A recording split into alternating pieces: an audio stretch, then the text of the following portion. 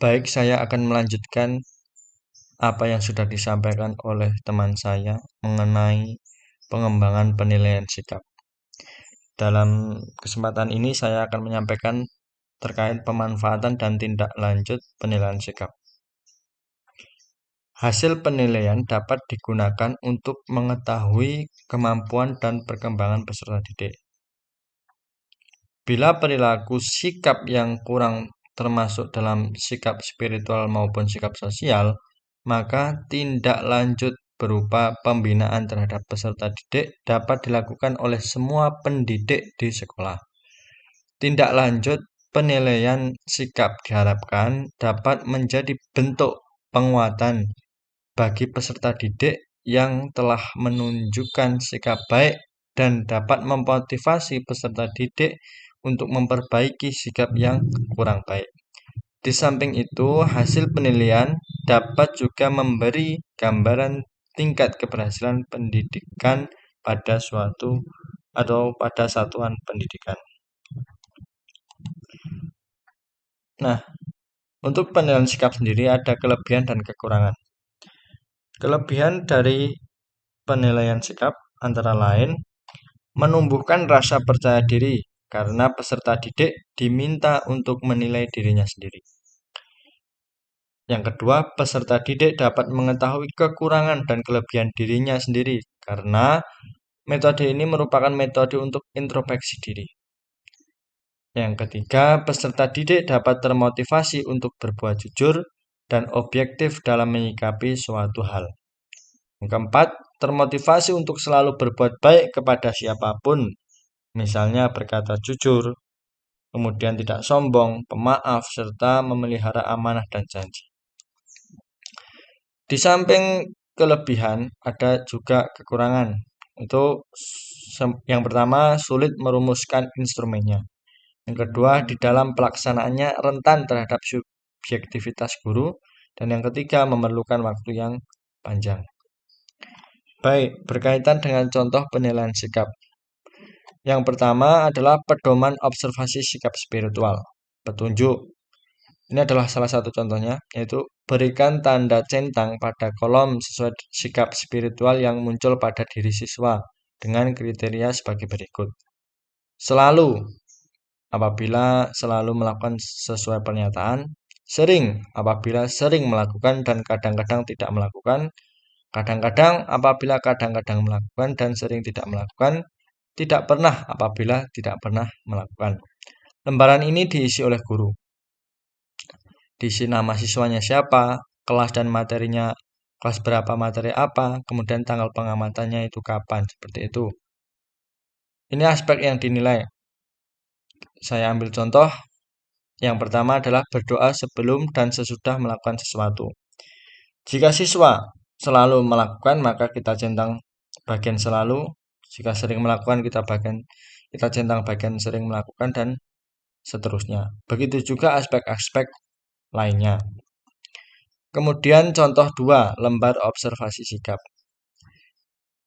Petunjuk, beri angka 1, 2, 3, atau 4 pada kolom yang sesuai sikap yang muncul pada diri siswa dengan kriteria sebagai berikut. 4. Apabila selalu konsisten menunjukkan sikap sesuai aspek atau aspek sikap. 3. Apabila sering konsisten menunjukkan sikap sesuai aspek sikap dan kadang-kadang tidak sesuai aspek sikap. 2. Apabila kadang-kadang konsisten menunjukkan aspek sikap dan sering sesuai aspek-aspek sikap.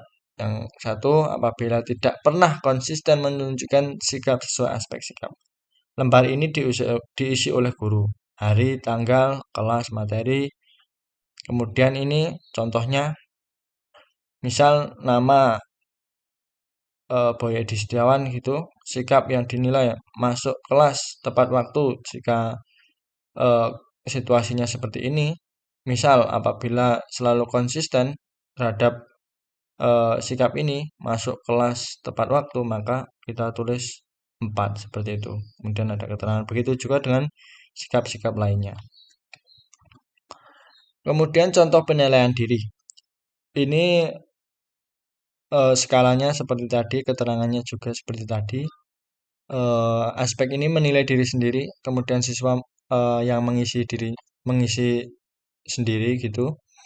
Misal poin pertama ini saya senantiasa masuk kelas tepat waktu. Jadi siswa introspeksi diri apabila dia senantiasa masuk kelas tepat waktu maka dia centang ataupun beri tanda ini poin 4 ini seperti itu. Begitu juga aspek lainnya. Contoh penilaian antar teman. Ini yang mengisi teman lain gitu.